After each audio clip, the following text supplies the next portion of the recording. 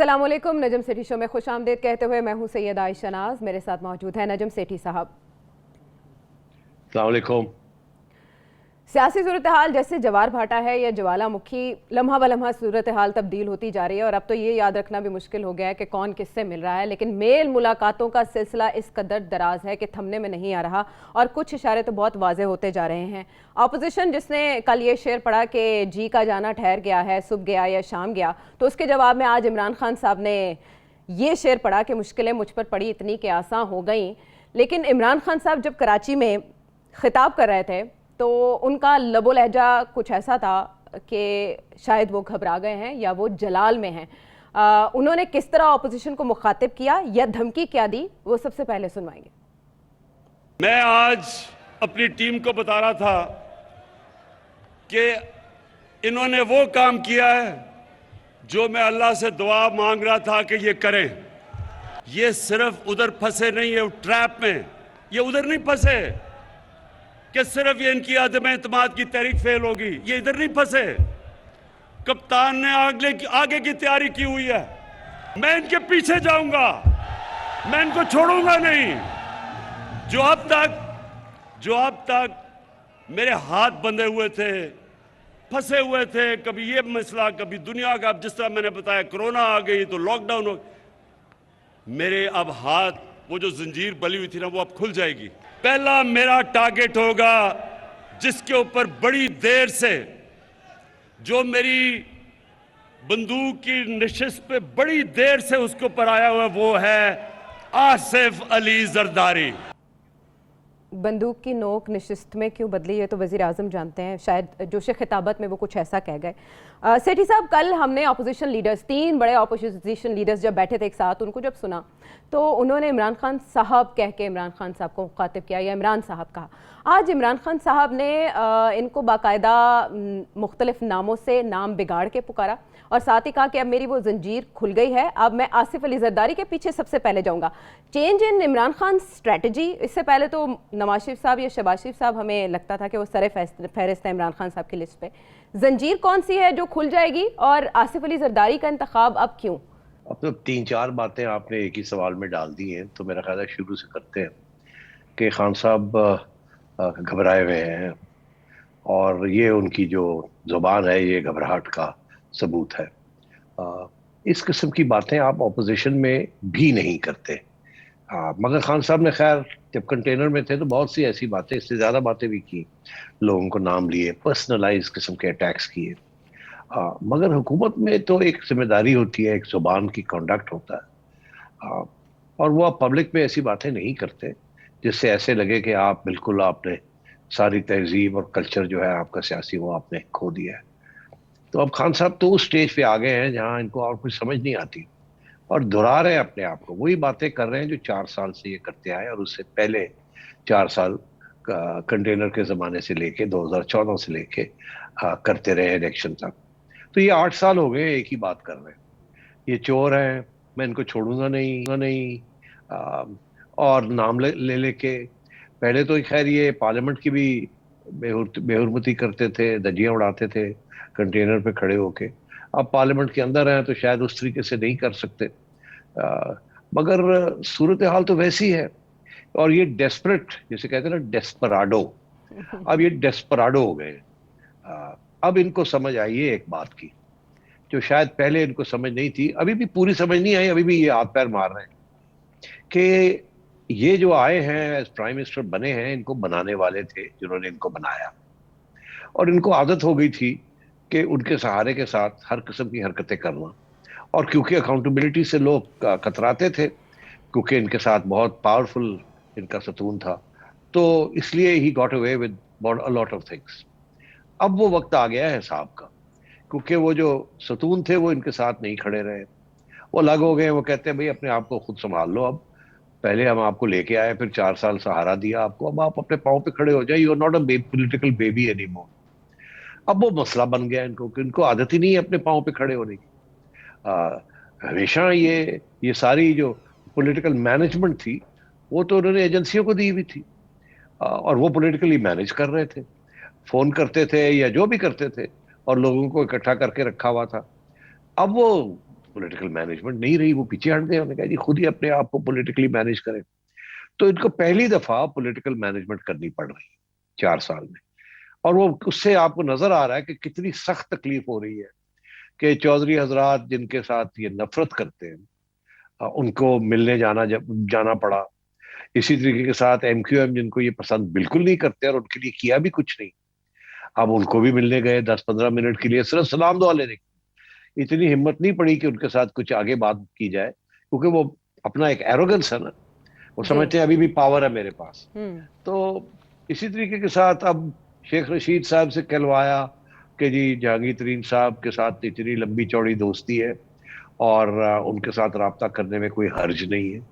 फिर गवर्नर सिंध को बुलाया और कहा आप जाके अलीम खान साहब से मिले। अपने ही पड़ी कि मैं खुद मिल लूं उनको, बिकॉज वो एरोगेंस है ना, मगरूर है बहुत। तो इसलिए, मगर अब ये सियासी मैनेजमेंट है इसको कहते हैं। आपको याद है कि पिछले 4 साल में कभी भी इन्होंने इस किस्म की सियासी मैनेजमेंट की हो? वो तो कोई और साहब करते थे, इनके लिए एजेंसियों वाले करते थे। अब इनके पास सिर्फ एक एजेंसी रह गई है जो सिविलियन एजेंसी है, वो आईबी है। जी। अब इन्होंने आईबी को लगाया हुआ हर एक के पीछे कि पता करो कौन कहाँ है क्या नहीं। पहले तो इनको और भी एजेंसियों से खबरें मिलती थी और एडवाइस मिलती थी, अब तो वो नहीं रहा। तो इसलिए इनको अब पसूड़ी पड़ गई, जिसे कहते हैं ना। इनको मेरा ख्याल है अली सेठी का गाना सुनाना चाहिए, पसूड़ी। अब मगर अब बात यह है कि पड़ गई है इनको पसूड़ी। और मेरा अच्छा, तो अब बात यह है कि अब ये शुरू हो गए। और आपने कितना अच्छी ये बात कही कि ये तो 4 साल नवाज शरीफ के पीछे पड़े रहे, और अब पहली दफा इन्होंने ये कहा कि मैं आसिफ अली जरदारी के ऊपर मैं अपनी गन साइट्स ट्रेन करूंगा। अच्छा, अब मसला ये है कि आसिफ अली जरदारी तो बड़े मंजे हुए खिलाड़ी हैं। खान साहब को तो पहली दफा इस स्टेज पे पहुंचे हैं कि अब खुद मैनेज करना पड़ रहा है। आसिफ अली जरदारी साहब तो 30 साल से मैनेज कर रहे हैं, नवाज शरीफ साहब भी 3 साल से मैनेज कर रहे हैं, वैसे उससे भी ज्यादा। ये पहली दफा ये मैनेज करने आए हैं और इनको मैनेज करना नहीं आता, बिकॉज मगरूर बहुत है। अच्छा, अब और ये फिर इनके जो मोरे हैं उनको इन्होंने आगे लगाया हुआ है कि जी आप जाके करें। उनकी बात कौन सुनेगा? वो तो खुद सोच रहे हैं उनमें से कितने कि हम कैसे निकले यहाँ से, इस दलदल से। हमें खान ने कहाँ ले आया है, कहाँ खड़ा कर दिया। और जो सबसे इंपॉर्टेंट सतून था, जिसकी बिना के ऊपर ये आए थे और खड़े थे और बड़े लंबे चौड़े प्लान्स बनाए हुए थे आगे जाने के, वो तो चले गए।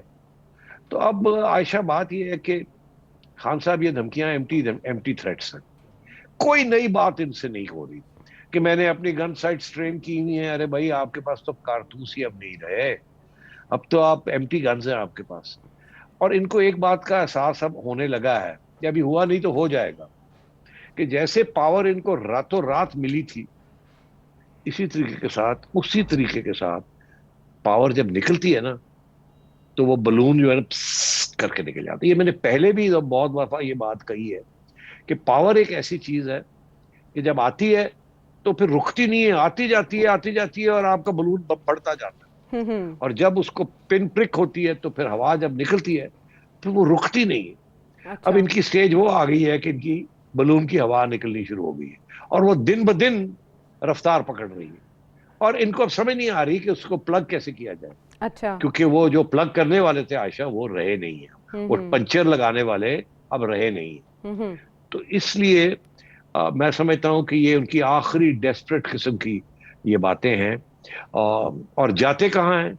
अब उनके पास जा रहे हैं जो कि थोड़े से इनके लोग रह गए हैं थोड़े से। अच्छा। उन्हीं के पास ही जाते हैं। हाँ। और कहाँ जाएंगे ये?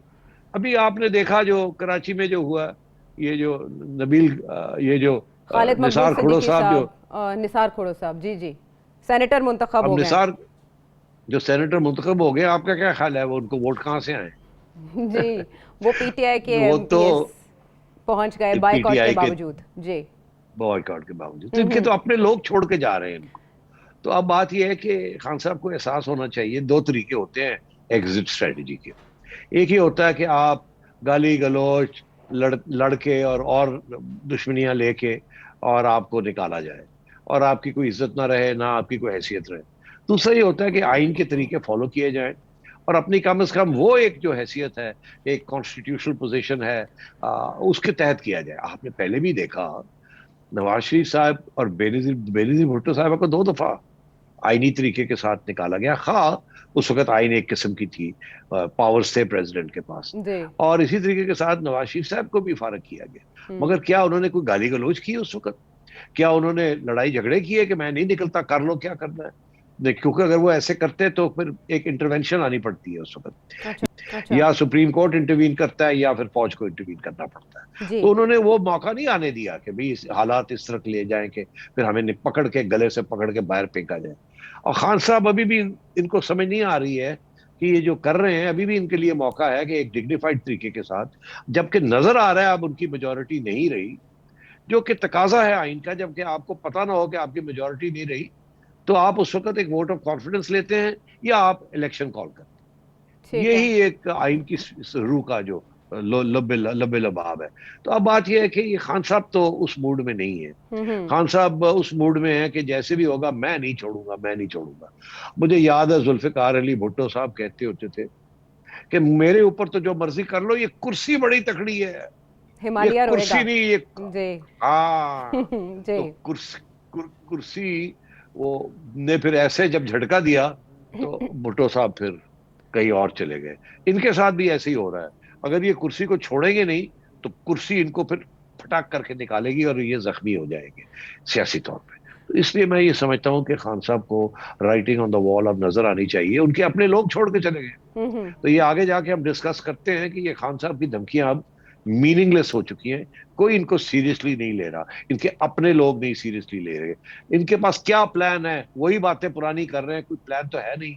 अब ये जैसे वो अंग्रेजी का मुहावरा है, making a virtue out of a vice, मतलब है कि हालात खराब है और आप बड़े दिखाने की कोशिश कर रहे हैं कि मैं तो अब असली बात आई। तो अच्छा। आपने पूछा क्या पाबंदियां थी इनके ऊपर? कोई पाबंदी नहीं थी। इन्होंने क्या नैब को इस्तेमाल नहीं किया? क्या पाबंदी थी? इन्होंने एफआईए को इस्तेमाल नहीं किया?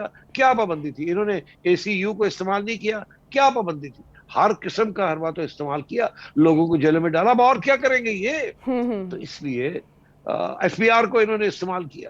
तो जी। और इनके पास क्या हथियार है करने के लिए? और मेरा ये मौकफ है कि अब ये इदारे भी जो हैं, इन्होंने भी देख लिया है कि वक्त आ गया है, अब वो भी पीछे हट जाएंगे। अगर ये उनको ऑर्डर भी करेंगे तो उनमें से कुछ इदारे ऐसे हैं वो बिल्कुल हाफ हार्टेडली फाइल की कार्रवाई दिखाने के लिए वो कुछ ना कुछ छोटा मोटा कर देंगे, मगर सीरियसली अब रियासत के इदारे जो हैं वो पीछे हट जाएंगे। अगर एक बड़ा इदारा पीछे हट गया तो छोटे इदारे भी पीछे हटने शुरू हो और जाएंगे। सेठी साहब, वो भी इनकी जो हाँ सेठी साहब, लेकिन अगर हाँ, जैसे कि आपने मिसाल दी थी एक प्रोग्राम में कि नवाज शरीफ साहब ने जब नाम लेने शुरू किए तो वो बात वहाँ बहुत खटकी, बुरी लगी। इमरान खान साहब माजी के हुक्मरानों से मुख्तलिफ हैं। आपने अभी खुद बात करते हुए कहा कि माजी में किसी भी हुक्मरान ने इस तरह का लहजा नहीं अपनाया जैसे खान साहब अपना रहे हैं। खान साहब अगर अपने पॉलिटिकल मैनेजर्स के नाम वैसे ही तश्तसबाम करना शुरू कर दें और वो एक मुझे क्यों निकाला से भी आगे चले जाएं तो फिर क्या होगा? कुछ भी नहीं। या तो हो ना कि अवाम इनके साथ हो, तो बहुत कुछ हो सकता है। अवाम ही नहीं इनके साथ तो कौन सुनेगा? इन्होंने मीडिया का जो हशर किया हुआ है, आपका ख्याल है मीडिया इनकी बात सुनेगा? इन्होंने जो सियासतदानों का हशर किया हुआ है जाती तौर पे, वो सुनेंगे? इन्होंने जुडिशरी के साथ जिस किस्म के दबाव लाते रहे हैं और जिस किस्म के अटर्नी जनरल ये लगाते रहे हैं, जो कि एक एक करके फारग हो गए, और जो लेटेस्ट अटर्नी जनरल साहब है ये भी जाने वाले हैं, ये भी आप नोट कर लीजिएगा, ये भी नहीं रहेंगे। तो बात यह है कि खान साहब के साथ कोई खड़ा ही नहीं होगा। अच्छा। तो ये करेंगे क्या? ठीक है सिटी साहब, उन्होंने बिलावल की उर्दू को तनकीद का निशाना बनाया, किस अंदाज में, वो सुन लेते हैं। आसिफ जरदारी, और खुदा का वास्ता है, ये अपने बेटे को खुदा के वास्ते उर्दू तो सिखा दो। 15 साल हो गए हैं, बारिश आता है 15 साल के बाद, चीनी उगता है। खुदा का वास्ता है, मैंने अंग्रेजों को 2 साल में उर्दू सीखते देखा है। 15 साल हो गए हैं, कभी इसे यही नहीं पता कि लड़की आता है या आती है।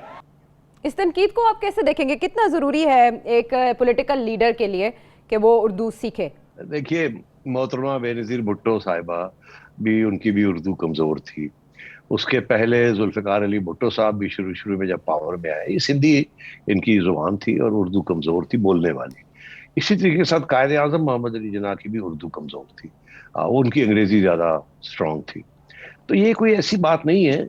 अवाम को आप समझते हैं कि अवाम के लिए ये कोई अहम चीज है? नहीं। अगर होती तो फिर इन लोगों को अहमियत ही ना मिलती। तो इसलिए ये कहना कि जी उर्दू उनकी ठीक नहीं है, इससे कोई फर्क नहीं पड़ता। खान साहब अपनी उर्दू के बारे में भी कोई कभी कभी सोच लिया करें। अगर क्लिप्स दिखाने शुरू करें आप, तो कम से कम 1 घंटे के क्लिप्स तो आप दिखा सकेंगे जिसमें ये बहुत बड़ी है उर्दू की, और ऐसे ऐसे लफ्ज घड़ लेते हैं जो कि होते ही नहीं है। और ये सिलसिला चलता रहता है, कोई इसमें ऐसी बात नहीं है। मगर बात यह है कि ये वही है, उसी किस्म की सियासत है, हिटिंग बिलो द बेल्ट। ये है कि आपने आपके सपोर्टर्स जो हैं वो बड़े खुश हो जाते हैं, वाह जी वाह, जी लगा गए आज, वो जी लगा गए, मगर इसके साथ वोट नहीं मिलते। आप समझते हैं कि आवाम इन चीजों के ऊपर वोट देती है? ऐसे नहीं होता।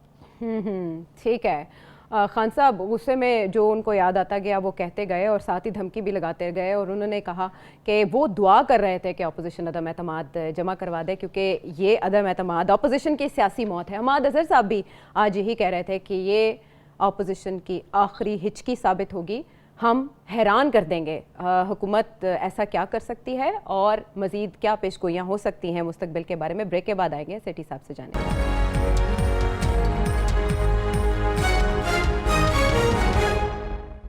वज़ीर आज़म की क्या मसरूफियात है, हमने देखा वो MQM के मरकज़ गए, उनसे मुलाकात की, बाद में MQM ने यही कहा कि तहरीक अदम एतमाद पर बात नहीं हुई, लेकिन फिर वज़ीर आज़म का दौरा किस मानी।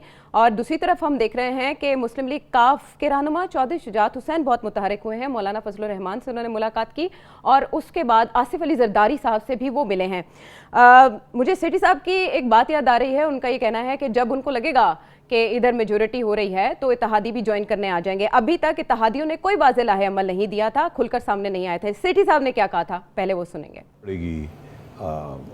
एलाइज की इत्तेहादी जो है ना, Chaudhry Pervaiz Elahi etcetera MQM GDA ANP, इनको ज़रूरत नहीं पड़ेगी। और इनके पास उसके अलावा PTI के लोग हैं, और PTI के लोग अब नज़र आ रहा है कि वो तो इनके पूरे हो गए नंबर। मगर मैंने एक और बात भी कही थी, मैंने कहा था जब ये पता चल गया ना इत्तेहादियों को कि इनके नंबर पूरे हो गए 172, तो वो भी इधर आ जाएंगे, तो जब वो कूद के आएंगे तो 200 टप जाएगा। हाँ, ये मैंने कहा था। तो आप इंतजार फरमाएं, जिस दिन ये vote of no confidence launch होगा उस वक्त फिर ये दूध का दूध और पानी का पानी हो जाएगा। वोट ऑफ कॉन्फिडेंस जैसे ही लॉन्च हुआ, सेठी साहब आपकी ये प्रेडिक्शन भी सच साबित हो गई। इत्तेहादी घर बदलने वाले हैं, किबला बदलने वाले हैं। जी बिल्कुल बदल चुका है, अब कुछ रह नहीं गया। अब तो सिर्फ ये रह गया कि क्या हमें मैक्सिमम कुछ मिलेगा या मिनिमम हमें कुछ दे दें। अब चौधरी शुजात जब उठ के गए हैं, आपको पता है कि पहले सारे लोग चौधरी शुजात को मिलने आते थे। जैसे ही vote of no confidence launch हुआ तो अब चौधरी साहब उठ के जा रहे हैं, क्योंकि अब अलीम खान साहब ने कू कर दिया। अलीम खान साहब और जहांगीर तरीन साहब बढ़ गए आगे। ये पॉलिटिक्स होती है गेम टाइमिंग की जी। अगर आपने बस मिस कर दी ना तो फिर वो बस कोई और ले जाएगा, उसको हाईजैक करके ले जाएगा। इन्होंने ये आखिरी वक्त तक तोलते रहे, मगर उधर अलीम खान साहब और जहांगीर तरीन भी तोल रहे थे। उन्होंने पहले स्ट्राइक किया, उन्होंने पहले अलहदगी का ऐलान कर दिया, और करके उन्होंने बंदे इकट्ठे कर लिए, और वो बंदे करके और ऑफर कर रहे हैं नून लीग को और जरदारी साहब को। तो अब और एज वी स्पीक खबरें यही है कि अलीम खान साहब जो हैं वो जहांगीर तरीन साहब को मिलने चले गए लंदन, और जहांगीर तरीन साहब और अलीम खान साहब यकीनी तौर पे मियां नवाज शरीफ साहब के साथ राब्ते में। अब यहां तक तो बात अब क्लियर होगी ना, तो इनको तो छोड़ के अब वो उधर चले गए। अब बात यह है कि वहां क्या मांगने गए हैं और क्या फाइनली क्या होगा या क्या नहीं होगा। मुझे जो मेरी जो इंफॉर्मेशन है वो यही है, आज मैंने सुना है खबरें भी यही चल रही हैं और मैं कंफर्म करता हूँ कि ये खबरें सही हैं कि चौधरी साहब गए हैं वहां जरदारी साहब के पास, उन्होंने कहा जी साडा की होएगा, सानू की दोगे, असी भी तैयार आने वास्ते। तो उन्होंने आगे से यही कहा होगा कि यार वो बस मिस हो गई है, मगर मैं देखता हूँ अगर कोई और बस आती है तो आपको चढ़ा देते हैं उसके ऊपर, मगर वो पहली बस जो है वो तो चली गई। तो अब बात यह, वहां तो अलीम खान और जहांगीर तरीन और लोग पहुंच गए, और कुछ लोग वैसे ही अपने धक्का लगा के चढ़ा दिए उस बस के ऊपर। तो इसलिए बात यह, अब चौधरी साहब कह रहे हैं कि, और वो चौधरी साहब अपने रख रखाव जो उनका एक डिग्निटी है, उनकी एक सियासत रही है ऑफ रिकंसिलिएशन, कोई गाली गलोच नहीं रही, वो उसके ऊपर अब आ गए कि मेरा कोई ख्याल करें, मैं मतलब देखे मैं कहाँ हूँ, उठ के आ गया हूँ मैं, अब मेरी इज्जत रख ले। तो उन्होंने यकीनी तौर पे पहले यही कहा होगा कि देखिए हम हाजिर हैं, कोई गाली गलोच नहीं रही, वो उसके ऊपर अब आ गए कि मेरा कोई ख्याल करें, मैं मतलब देखे मैं कहाँ हूँ, उठ के आ गया हूँ मैं, अब मेरी इज्जत रख ले। तो उन्होंने यकीनी तौर पे पहले यही कहा होगा कि देखिए हम हाजिर हैं, हमें चीफ मिनिस्ट्री आप इजाजत दें तो हम अभी कर देते हैं, और आप हमारा साथ दें तो हम। तो उन्होंने आगे से जरदारी साहब ने कहा होगा ये तो मियां नवाज शरीफ मान ही नहीं सकते, ये तो पहले दिन से हम मियां साहब को ये कह रहे हैं कि पंजाब के अंदर कर लेते हैं। तो उन्होंने कहा नहीं अभी कोई जरूरत नहीं है। अब मैं मियां साहब की बात भी तो समझ आती है ना यार, तो ये कि अगर इस्लामाबाद नून लीग मिल जाता है तो पंजाब कहाँ गए में वहां फंस जाएंगे और नून लेगी, तो उसे पहले क्या जरूरत है, डीलें अगर करनी है तो इस्लामाबाद में पहले करना, जिसके पास इस्लामाबाद होगा उसके पास काम होगा। और अब बात यह है, तो फिर शोएब ने कहा कुछ करें, तो उन्होंने दो गारंटी दी है, एक मिनिस्टर तौर पे एक्सेप्ट कर लें, हम ज्वाइन कर लें, या हमारा ग्रुप दें, हम नूनी को ज्वाइन कर लेंगे, पीडीएफ को ज्वाइन, या हम आपके यहाँ कर देते हैं वोट इस्लामाबाद में और आप। तो उन्होंने कहा होगा ये तो मुश्किल है। तो फिर मेरा ख्याल है उन्होंने ये कहा होगा कि चले और कुछ नहीं तो हमें स्पीकर रहने दें, ये तो है हमारे पास, हम आपके साथ आ जाते हैं। तो ये मेरा ख्याल है ये तजवीज आगे नवाज शरीफ साहब के आगे रखी जाएगी। मेरा अपना ये ख्याल है कि मैं पहले भी ये कहा, अगर आपको कोई क्लिप मिल जाए तो निकाल लीजिएगा, मैंने कहा था कि जो 90 की दिहाई के अंदर नून लीग और चौधरी साहिबान के जो तल्लुकात थे, अगर वो किसी तरीके से बहाल हो जाए तो वो सिलसिला चल सकता है। मगर अभी तो सूरत हाल ये है कि अगर चौधरी साहब के 5 वोट असेंबली में नहीं मिलते तो क्या फर्क पड़ता है नून लीग को। सबके हमें इस बात का एहसास है कि जरदारी साहब ने पीटीआई के वो लोग जो टूट गए हैं उनको गायब कर दिया। मेरी इतला के मुताबिक आईबी ढूंढ रही है उनको, पता है कौन लोग हैं वो, ढूंढ रही है उनको। आसिफ जरदारी साहब ने गायब कर दिया, इधर उधर कर दिया उनको। और इसी तरीके के साथ आईबी को ये भी पता है कि कौन से 10 12 14 लोग हैं पीटीआई के जो कि अब नून लीग के साथ उन्होंने अपना कर दिया है। और दोनों लीडर्स ने ये किया है कि इन लोगों से लेटर्स ऑफ रेजिग्नेशन लिख के रखवा लिए फ्रॉम द असेंबली, कि अगर ये वोट जहां डालना है वहां नहीं डालेंगे तो इनके लेटर्स ऑफ रेजिग्नेशन जो है वो दे दिए जाएंगे आगे। तो मतलब है पक्का काम हो गया दोनों साइड से। अच्छा। जहां जो भी लेन देन होनी थी, हाँ हो गया है, बिल्कुल खादम को पता है। अच्छा। तो इसलिए चिड़िया ला रही है सारी खबरें। हाँ। अगर आईबी के पास खबरें हैं तो चिड़िया आईबी की खबरें सारी मेरे पास ला रही है। हाँ। तो बात यह है कि हाँ, आप भी अपने अंदर पूरी एजेंसी है वैसे सेठी साहब। भाई कमाल कर रहे हैं, तो 40 साल हो गए जर्नलिज्म करते, आपका क्या ख्याल है हम झक मारते रहे हम? अच्छा लेकिन सेठी साहब, मुझे आपकी इस बात से ये वजह तो समझ आ गई कि इमरान खान साहब को आसिफ अली जरदारी साहब पे गुस्सा क्यों है। अब जब लंदन में मुलाकातों का भी आपने बता दिया तो पूरा प्लान, लंदन प्लान सामने कब तक आ जाएगा, अनाउंस करेगा? देखिए बात यह है कि आसिफ अली जरदारी साहब को मैं डॉक्टर जरदारी कहता हूं, और उसकी वजह है कि कोई ऐसी चीज नहीं है जो कि डॉक्टर साहब सोच समझ के नहीं करते। इसीलिए आपने देखा कि इमरान खान को अब जाके समझ आई है कि असल नवाज शरीफ, ये हाँ, ये नवाज शरीफ साहब को चलाने वाले और ये सारा इकट्ठा करने वाले ये तो आसिफ अली जरदारी साहब है। ये जरदारी साहब ने ये सारा जो है ना स्टिच अप किया है ये सब। तो सेठी साहब, सबसे पहले तहरीक अदम एतमाद की बात भी पीपल्स पार्टी ने की थी। बिल्कुल, और आपने देखा कैसे पीडीएम को अपने साथ ले लिया उन्होंने। जी। ये पीडीएम ने जरदारी साहब को साथ नहीं लिया, जरदारी साहब ने पीडीएम को साथ ले लिया। तो इसलिए दाद दें आप जरदारी साहब को। और अब इमरान खान साहब जबकि पानी सर से गुजर गया है, पावर हाथ से निकल गई है, बंदूक में तो कारतूस ही नहीं है, तो वो जो फिल्म के अंदर वो जो डमी कारतूस डाले होते हैं जो ठा करते हैं मगर कोई होता कुछ नहीं उसमें, वो इनको मिल गए हैं। अब कि यार ये रख ले, नजर तो आए कि कोई कारतूस डाला है हमने बीच में। अच्छा। उसके अंदर कुछ नहीं है, फूक है सिर्फ। अच्छा, और अब मैं आपसे अर्ज करूं कि जरदारी साहब जो है उन्होंने बहुत सोची समझी गेम खेली है, और आगे भी वो गेम खेलेंगे, इसमें कोई शक ही नहीं है। और मियां नवाज शरीफ साहब ने भी बड़ी सोची समझी गेम खेली, और ये दोनों ने अपने आप को फिर मुतमईन हो गए हैं और एक दूसरे के साथ एतमाद एक हद तक फिर क्रिएट कर लिया है। और तो इसलिए ये सारा कुछ बात आगे चल रही है। और ये दिन ब दिन वो इमरान खान साहब की कोशिश है कि किसी तरीके के साथ असद कैसर साहब के जरिए जो स्पीकर है असेंबली के, बात को आगे खींचा जाए ताकि और टाइम मिल जाए धमकी देने का, गिरफ्तारियां करने का, या खरीदो फरोख्त करने का, या जो भी ये खान साहब कहते हैं ना, इनके पास कप्तान के पास एक प्लान है। अरे भाई कोई प्लान नहीं। अब एक ही प्लान है, वो है अलविदा काफिला, अस्सलाम वालेकुम वालेकुम सलाम। नहीं सीरियसली, मतलब है कि ये मैं ये ऑब्जेक्टिवली बात कर रहा हूँ। अच्छा। ख्वाहिश अपनी जगह पे होती है, मगर वो तो खान साहब के खिलाफ बहुत सी लोगों की ख्वाहिश है। मैं तो अपनी कोशिश करता हूँ कि अपनी ख्वाहिश को दबा के रखूँ। अच्छा। अच्छा। मगर बात यह है कि मुल्क के लिए और भी चीजें होती हैं जमाने में, इसके इन दुख के खिलाफ। तो इसलिए के अलावा तो अब बात यह है कि खान साहब का वक्त आ गया है। अब खान साहब फड़केंगे, ये करेंगे वो करेंगे। जहांगीर तरीन साहब नफरत करते हैं खान साहब से, और क्यों ना करें। सतून के अलावा एक जहांगीर तरीन साहब हैं जो कि इनको लेके आए, और उनके साथ जो खान ने किया है, आपका ख्याल है वो भूल सकते हैं? ये फ्यूडल पॉलिटिशियंस हैं, ओह ये ट्राइबल लोग हैं, ये माफ नहीं करते इस किस्म की इंसल्ट्स को और इस किस्म की दुख जो दिए उन्होंने जहांगीर तरीन को।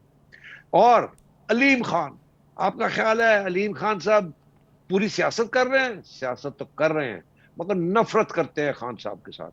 खान साहब ने जो अलीम के साथ किया है, कोई वो कभी भूलेगा नहीं और कभी माफ नहीं करेगा खान को।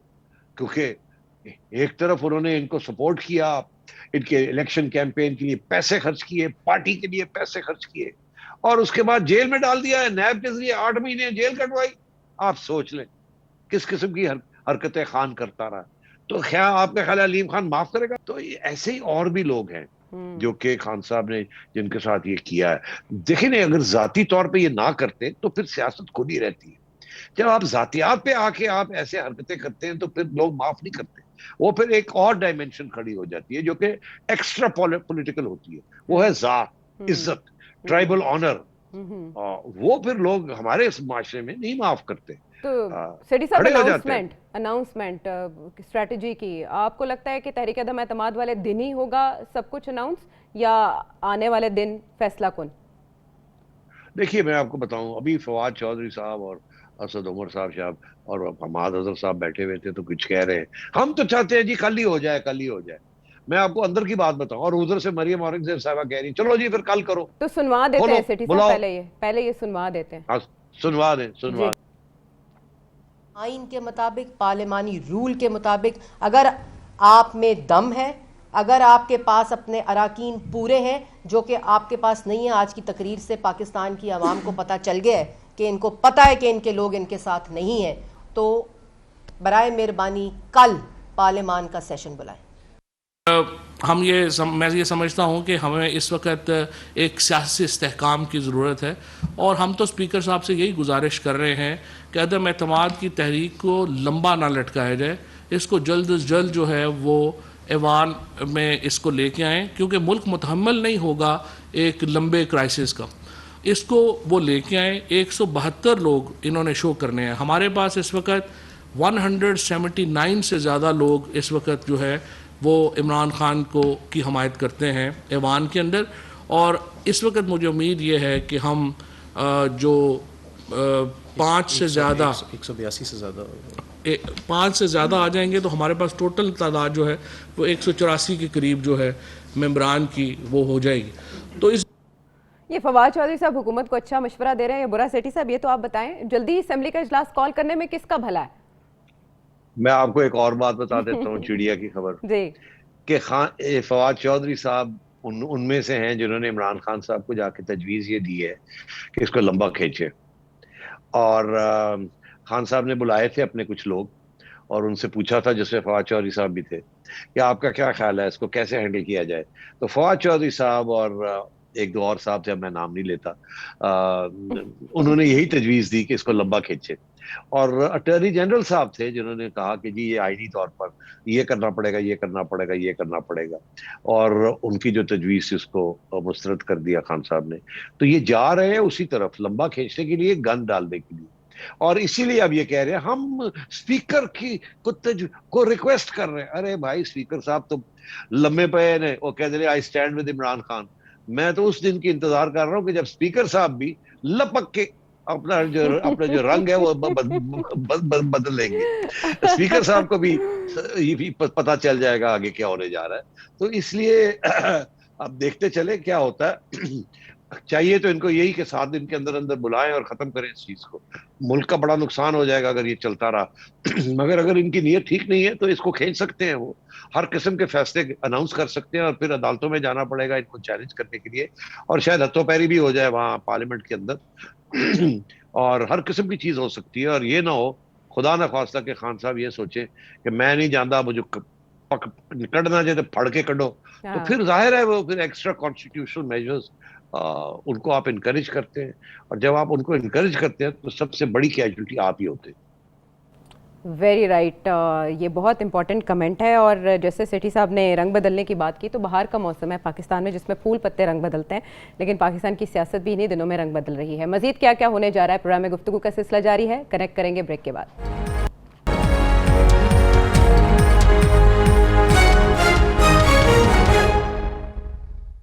Welcome back to the show. सूरत हाल इतनी गैर यकीनी है कि अवाम भी मुस्तरब है और वो जानना चाह रहे हैं कि क्या होगा। बहुत से मैसेजेस सेठी साहब आपको भी आते होंगे, लेकिन वीडियो मैसेज के जरिए क्या पूछा है अवाम ने, वो सुनवाते हैं। सेठ साहब अस्सलाम वालेकुम, खालिद हाशमी गुजरावाला सिंह साहब। सर मेरा सवाल समझ लें या ख्याल समझ लें, लेकिन आपकी राय भी लेना चाहता हूँ कि एक तो बात ये जो न्यूट्रल वाला खेल है, ये खेल ही है, ये न्यूट्रल नहीं हो सकता, क्योंकि अब शफकत का हाथ ही सिर्फ तब्दील होता है, उधर से उठा लिया इधर रख लिया, अब काफ़ी लोग काफ लीग के ऊपर रख लिया, इसलिए हर तरफ से देखेगा मगे में काफ लीग के घरों के ऊपर अहमियत उनको उजा बनाई जा रही है। और मेरे ख्याल में आइंदा इलेक्शन में काफ लीग और पीपल्स पार्टी दोनों को कोई इस तरह का सेटअप बनाया जाएगा कि दोनों को मजबूत किया जाए नून लीग के मुकाबले में, पंजाब में खास कर। आपकी क्या राय है? जी सेठी साहब, आपकी क्या राय है काफ लीग और पीपल्स पार्टी को मजबूत बनाने के हवाले से, क्योंकि कुछ अर्सा पहले तक ऐसा मालूम होता था कि नून लीग काबिल कबूल नहीं है। आशिफ साहब सही कह रहे हैं एक हद तक। पहली बात तो यह है कि अभी तो खैर काफ लीग की पोजीशन बहुत कमजोर हो गई है, अभी आपने देख ही लिया, जबकि वो खुद उठ के जा रहे हैं जरदारी साहब के पास, तो उनकी पोजीशन तो कमजोर है। तो ये राउंड में तो उनकी पोजीशन कमजोर ही है। मगर ये बात आप सही कह रहे हैं कि एस्टैब्लिशमेंट ये नहीं चाहेगी कि नून लीग इतनी स्वीपिंग पावर्स के साथ एक अगली इलेक्शन, जरदारी साहब और क्यू लीग इकट्ठा होना कोई मुश्किल बात नहीं है, तल्लकात भी हैं और काम भी इकट्ठे कर सकते हैं। मगर क्या इसके साथ वो नून लीग को रोक लेंगे? मेरा नहीं ख्याल रोक लेंगे, बिकॉज एक वो आती है ना हवा जब चलती है या एक तूफान आता है तो वो फिर सारी चीजें स्वीप असाइड कर देता है। तो ये मैं समझता हूँ कि कोशिश जरूर होगी कि रोका जाए। बहुत से ऐसे लोग हैं, ये ग्रुप्स बनेंगे, जोड़ तोड़ होगी, ये सब कुछ होगा। और मगर अगर रिगिंग ना हुई तो फिर बड़ा मुश्किल हो जाएगा नून लीग को रोकना। मेरा तो ख्याल है बहुत से लोग तो नून लीग को ही ज्वाइन कर लेंगे। मगर जरदारी साहब और क्यू लीग और एस्टैब्लिशमेंट की ये जरूर कोशिश होगी कि पंजाब के अंदर जरदारी साहब को भी पिछले इलेक्शन से ज्यादा सीटें मिलें यहाँ, और वो तकड़े लोगों को जरदारी साहब, खसूसन वो साउथ पंजाब में जो कि इंडिपेंडेंट हैसियत के साथ लड़े हैं, मेरा ख्याल है जरदारी साहब अब उनको साथ लेके चलेंगे और वो भी एक प्लेटफॉर्म चाहेंगे, क्योंकि आगे अब जिस किस्म के हालात आ रहे हैं। तो जरदारी साहब और क्यू लीग पूरी कोशिश होगी कि एक अच्छा सॉलिड ग्रुप बनाया जाए पंजाब के अंदर जो कि नून लीग के खिलाफ हो। और ये पीटीआई वाले लोग, अगर पीटीआई लड़ी तो फिर ये 3-वे फाइट होगी, पीटीआई एक तरफ, नून लीग एक तरफ, और पीपल्स पार्टी क्यू लीग, इनका जो अलायंस है ये एक तरफ। मगर इसके साथ होगा या ये कि जिन्होंने नून लीग के लिए वोट डालना है वो तो अपना नून लीग के लिए वोट डालेंगे, तो ये आपस में लड़ पड़ेंगे। क्यू लीग और जरदारी साहब की लड़ाई हो जाएगी पीटीआई के साथ। अच्छा। बिकॉज हाँ, तो उसके साथ मैं समझता हूँ कि जो मकसद है कि नून लीग को रोकना, वो इतना आसान नहीं होगा। ठीक है, यानी ये दंगल खत्म होगा तो दंगल की नेक्स्ट फेज में प्लेयर्स थोड़े बदल जाएंगे, यही रहेगी लड़ाई की। अगला सवाल शामिल करते हैं। सेठी साहब, मेरा नाम बासित है और मेरा सवाल ये है कि क्या अदम एतमाद कामयाब होने की सूरत में इमरान खान साहब सियासी शहीद बन सकते हैं? क्योंकि आवाम का असल मसला महंगाई है और आने वाली हुकूमत चाहे वो 2 या 3 माह के लिए क्यों ना हो, इस महंगाई के तूफान को रोकना नामुमकिन होगा। फिर इमरान खान साहब कंटेनर पर होंगे और अपना एंटी अमेरिका सेहत कार्ड, एहसास प्रोग्राम और डैम प्रोग्राम बेचेंगे और आने वाले इलेक्शन में फिर से पोजीशन उनकी मजबूत हो जाएगी। आपका क्या जो खतरनाक साबित हो सकता है वो तो कह चुके सेठी साहब। हाँ नहीं, देखिए ऐसे है कि बिल्कुल यही उनका प्लान है, उनकी सोच ऐसे ही है। 3 माह से नवंबर के बाद खान साहब को इस बात का पता था कि अब वक्त आ गया, उनकी छुट्टी होने जा रही है। और क्योंकि उस वक्त एस्टैब्लिशमेंट के साथ इनके लड़ाई झगड़े शुरू हो चुके थे, और एस्टैब्लिशमेंट के साथ जब लड़ाई झगड़े शुरू हो जाते हैं तो ज़्यादा देर नहीं लगती, एक तरफ सिलसिला शुरू हो जाता है। तो अब बात यह है कि उस वक्त से इमरान खान साहब यही एंटी अमेरिका और की पोजीशन, एक पॉपुलिस्ट पोजीशन करार करने की कोशिश कर रहे हैं कि अगर जब मैं निकाला जाऊं तो मेरे पास कोई बयानिया तो हो। ये क्या बयानिया है कि जी मैं काम नहीं कर सका, ये तो मैं मानता ही नहीं हूं। मैं तो कहूंगा साजिश थी मेरे खिलाफ। मैं तो अवाम के लिए कुछ कर रहा था और मेरे खिलाफ अमेरिका ने मिलके सबके साथ साजिश की इन लोगों के साथ। ये तो अमेरिकन एजेंट हैं, ये तो इंडिया के दोस्त हैं, वगैरह वगैरह। तो ये आपकी बात में बिल्कुल वजन है। खान साहब का यही प्लान है और मैं काफी अरसे से यही कह रहा हूं कि ये उनका प्लान है। तो ये कोई नई बात नहीं है कि खान साहब ऐसे सोच रहे हैं। मगर मैं इसके अलावा भी एक बात और कर रहा हूँ। पहली बात तो यह कि इसी वजह से नवाज शरीफ साहब 1.5 साल की हुकूमत नहीं करना चाहते। वो कहते हैं नहीं, फौरी तौर पे इलेक्शन हो, क्योंकि अगर 1.5 साल की हुकूमत मिल गई और 1.5 साल की हुकूमत में ये मसले तो हल होने वाले नहीं है, तो फिर खान साहब कंटेनर पे चढ़ सकते हैं और बहुत कुछ कर सकते हैं और फिर गन डाल सकते हैं। इसीलिए नवाज शरीफ साहब कह रहे हैं फौरी तौर पे इलेक्शन की जाए, फिर हमें 5 साल मिले, फिर हम कर लेंगे। अब जब इनको 5 साल मिलेंगे तो फिर ये कंटेनर पे चढ़ना इतना आसान नहीं होगा, क्योंकि अवाम जो है उन्होंने वोट दिया होगा नवाज शरीफ साहब को। आफ्टर ऑल आधी अवाम ने, इससे कम ने इमरान को वोट दिया, और महंगाई और ये ज्यादतियां जो कुछ हुई हैं पिछले 4 साल से अवाम के साथ, उसके बावजूद अवाम सड़कों पे नहीं निकली इमरान के खिलाफ। तो आपका क्या ख्याल है जब वो अब नवाज शरीफ साहब को स्वीपिंग तरीके से लाएंगे, वो सड़कों पे नहीं निकलेंगे? अच्छा, कंटेनर का चक्कर क्या था, आपको याद रहना चाहिए कि उस वक्त एस्टैब्लिशमेंट कंटेनर वाले के साथ थी, कंटेनर लाने वाले एस्टैब्लिशमेंट थे, कंटेनर पे चढ़ाने वाले एस्टैब्लिशमेंट थे, सारी पॉलिसी और स्ट्रेटजी बनाने वाली एस्टैब्लिशमेंट थी। इस वक्त अब खान साहब के पास क्या होगा? अब कोई एस्टैब्लिशमेंट खान साहब का साथ नहीं दे रही होगी, एस्टैब्लिशमेंट पीछे हट के बैठी होगी। अगर नवाज शरीफ साहब की हुकूमत की एस्टैब्लिशमेंट के साथ लड़ाई झगड़े हो गए तो फिर उनको सोचना पड़ेगा अब क्या किया जाए। मगर मेरा ख्याल है मियां साहब ने भी बहुत कुछ सीखा होगा इसके दौरान, दूसरी तीसरी दफा ये, हर दफा बंदा कुछ सीखता है। तो बात ये है कि खान साहब अब कंटेनर शेनर कोई नहीं होने।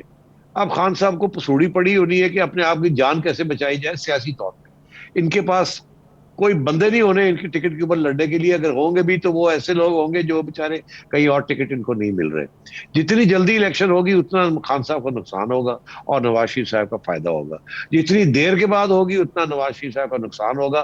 फायदा किसका होता है वो मैं नहीं कह सकता, मगर नवाज शरीफ साहब का नुकसान हो जाएगा उसके अंदर, और लोग इंडिपेंडेंट ये वो वगैरह खड़े हो जाएंगे। तब्दीली को रिवर्स गियर लगाने में तब्दीली लाने वालों का कितना शेयर है, एस्टैब्लिशमेंट का कितना किरदार है रिवर्स गियर में? नहीं देखिए, ऑल एस्टैब्लिशमेंट ने इस वक्त क्या किया है, वो थक गए हैं इसको सपोर्ट कर करके इमरान खान को। तो अब सूरत हाल ये है कि अगर अगली हुकूमत आती है और वो 2 चीजें अगर उससे गलतियां ना हो तो वो अपनी टर्म कंप्लीट कर सकती है। वो ये एक तो एस्टैब्लिशमेंट के साथ मुकमका करें, कोई बात करके बात आगे बढ़ाएं कि अपने अपने दायरे में रहें और एक दूसरे को तंग ना करें, जो इसके जायज जो डिमांड्स हैं एक दूसरे के वो पूरे होने दें, और फॉरेन पॉलिसी और इस किस्म की चीजें मिल के फैशन करें, एक दूसरे के खिलाफ ना फैशन करें। ये बहुत इंपॉर्टेंट है, बिकॉज एस्टैब्लिशमेंट का मेन इंटरेस्ट 2 चीजों में है। एक ये कि जी उनको जो बजट्स मिलते हैं वो उनको कम नहीं होने चाहिए। नंबर 2 कि फॉरेन पॉलिसी जो है उनकी मेजर इनपुट उनकी होनी चाहिए, क्योंकि 70 साल से वो कर रहे हैं। अब जब भी किसी हुकूमत ने, सिविलियन हुकूमत ने फॉरेन पॉलिसी को चेंज करने की कोशिश की है तो उस वक्त एस्टैब्लिशमेंट जो है ना वो नाराज हो जाती है। वो और बात है कि बाद में एस्टैब्लिशमेंट भी वही करती है जो कि सिविलियन कह रहे थे, क्योंकि वो मजबूरी के तहत करना पड़ता है, मगर उस वक्त वो नहीं मानते किसी की बात। तो अब बात यह है कि अगर ऐसे रहा और अगर कोई थोड़ी बहुत डिलीवरी दे दी अगली हुकूमत ने, फाइनेंस मिनिस्टर साहब खसूसन उन्होंने कोई डिलीवरी दे दी, तो मेरा ख्याल है कि वो हुकूमत फिर पूरा कर जाएगी। और अगर वो पूरा कर जाती है तो यकीन रखें एक टर्म और मिल जाएगी। तो ये अब सब कुछ डिपेंड करता है एक चीज के ऊपर कि इलेक्शन कब होती है। पहली बार अगर जल्दी होती है तो नून लीग आवे ही आवे, और अगर नून लीग आवे ही आवे तो फिर कैसी हुक्मरानी होती है। शहबाज शरीफ साहब अच्छे एडमिनिस्ट्रेटर हैं, नवाज शरीफ साहब अच्छे पॉलिटिकल सीजन्ड पॉलिटिशियन है और मरियम पॉपुलर पॉलिटिशियन है। अगर ये अपनी सियासत को सही तरीके से होन कर ले, फाइन ट्यूनिंग कर ले, तो मेरा ख्याल है ये काम चल सकता है आगे। ठीक है, सेठी साहब ने नक्शा सारा खींच दिया कि क्या मुमकिनात हो सकते हैं, लेकिन मालूम होता है कि मार्च में कोई ना कोई नतीजा निकल आएगा। 16 मार्च को फॉरेन फंडिंग केस की भी समाअत है जिसमें अकबर एस बाबर के वकील अपने दलाइल देंगे। उसके बाद फॉरेन फंडिंग केस क्या रुख इख्तियार करता है ये देखना भी दिलचस्प होगा। इसके अलावा तहरीक अदम एतमाद का क्या मुस्तकबिल होगा। इमरान खान साहब ये कहते हैं कि उसके बाद हुकूमत मजीद तगड़ी होकर आएगी। देखना यह है कि तगड़ा होकर कौन आता है। प्रोग्राम के वाले से आप फीडबैक दीजिए, सेठी साहब के सामने सवाल रखिए वीडियो मैसेज के जरिए। अल्लाह ने के बाद।